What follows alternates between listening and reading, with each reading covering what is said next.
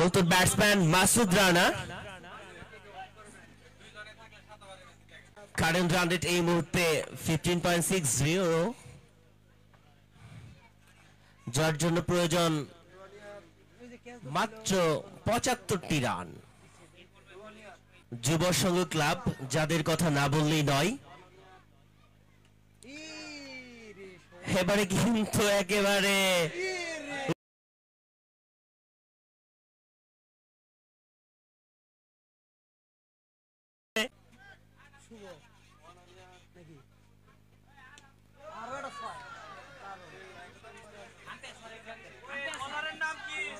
আমরা কি ম্যাচ দেখছি না হাইলাইটস দেখছি?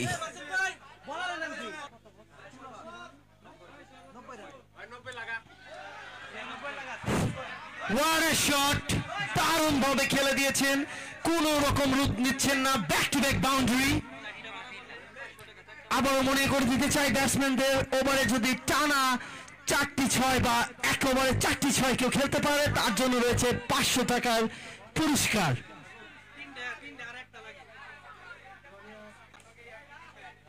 খেলাটা অনেকটাই গুছিয়ে নিয়েছেন দারিয়াপুর নিজেদের ফেভারে। এর থেকে যদি সাক্ষীপাড়াকে ব্যাক করতে হয় তাহলে তাদের ব্যাক টু ব্যাক উইকেটের দরকার। There is no option. এবার কিন্তু সফট হ্যান্ডে তুলে দিয়েছেন, 6টি রান পাবেন। কাভার পয়েন্ট অঞ্চল দিয়ে বল চলে গেল সীমানার বাইরে, এবং এরই সাথে সাথে ব্যাটসম্যান মাসুদ রানা ওভারে 4টি 6-এর যে রিকোয়ার পুরস্কার ছিলেন সেটি অর্জন করলেন, অর্থাৎ রাজু ডেকোরেটরের পক্ষ থেকে 500 টাকার পুরস্কার রয়েছে তার জন্য। এখন শুধু উইকেটের জন্যই লড়বে সাক্ষীপাড়া, কিন্তু না, ফুল টস লেন্থের ডেলিভারি এবং বল চলে গেল হিউজ স্কোয়ার লেগ অঞ্চল দিয়ে সীমানার বাইরে, অর্থাৎ ম্যাক্সিমাম কবজির মোচড়ে। Flat 6 again, back to back.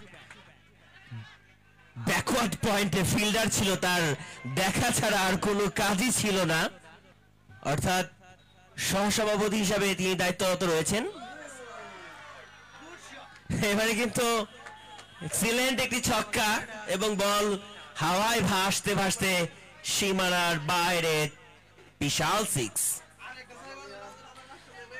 সুপ্রিয় দর্শক মন্ডলী, বলছিলাম দিবুখা যুব সংঘ ক্লাব, যে ক্লাবটিতে রয়েছে সভাপতি হিসেবে সোহেল সিদ্দিকী, আপাদমস্তক ক্রীড়া প্রেমী একজন মানুষ।